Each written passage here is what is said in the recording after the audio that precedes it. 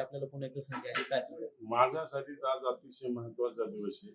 मी गेल्या 6 वर्षापासून सातत्याने काम केलं असल्यामुळे आजचा दिवस हा माझ्यासाठी सोन्याचा दिवस असं म्हटलं तरी वावगं ठरणार.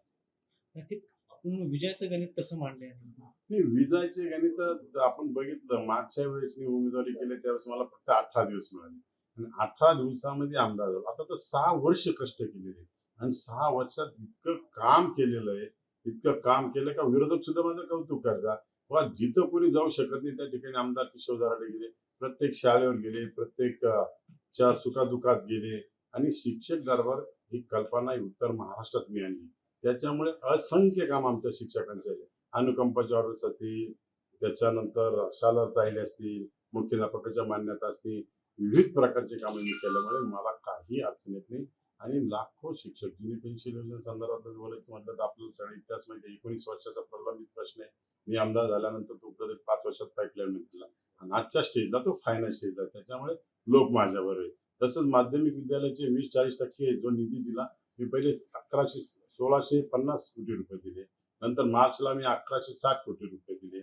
आतापर्यंत मी साधारणतः या मार्चच्या एंडला 1500 कोटी रुपयाची बिलं करून दिले. फरक बिलं असतील, रजारोगीकरणाचे बिल असतील, मेडिकल बिल असतील, असंख्य मी काम केल्यामुळे शिक्षक बांधव माझ्यावर खूप खुश आहे.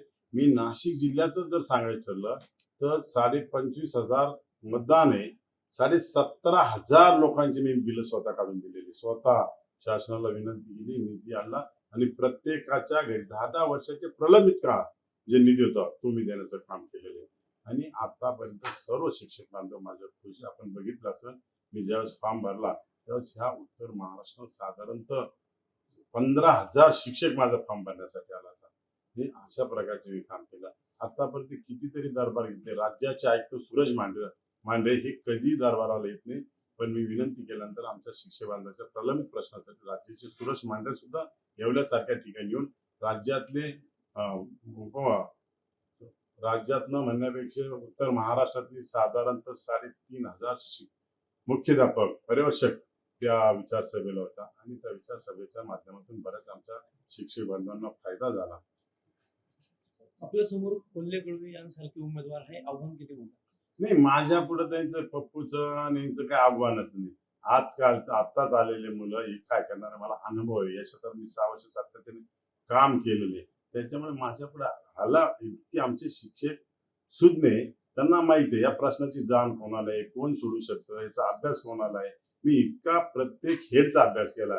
ते 09 काय असतं, 54-19 काय असतं, जेवढे शिक्षण विभागात जेवढे हेड असतील त्या सगळ्यांचा माझा अभ्यास झाला. त्याच्यामुळे नवीन माणसाला येऊन परत शिकायचं आणि परत लोकांचं काम, लोक इतके काय वेडे राहिले नाही. आमचे शिक्षक हुशार झाले, ते मुळात शिक्षक आहे आणि शिक्षकाला इतका मोठा मान आहे. आई वडिलांनंतर सगळ्यात जास्त मान जर असेल तर शिक्षकांना, आणि त्या पद्धतीने शिक्षक 100% माझ्या बरोबर आहे.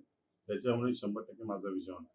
या निवडणुकीत आपल्यावरती अनेक आरोप प्रत्यारोप झाल्याचं पाहायला मिळालंय, आपण कसं पाहताय? बघा, आपण म्हणतो तसं रडीचा डाव. आमच्याकडे जर काही नसेल तर विनाकारण कोणाला तरी काही बोलायचं आणि फेकायचं, तुम्ही हे केलं ते केलं. मी 6 वर्षापूर्वी माझ्या प्रतिज्ञापत्रात तेच दिलं होतं, ते आजही दिलं. मी 6 वर्षापूर्वी स्वीकारलं. आज काय झालं, उगाच काहीतरी खोटं नाटं सांगायचं. जर मला जर काही बोलायचं तर खूप काही बोलायचंय, पण हे इलेक्शन शिक्षक मतदारसंघाचं आहे, हे काही साखर कारखान्याचं इलेक्शन नाही.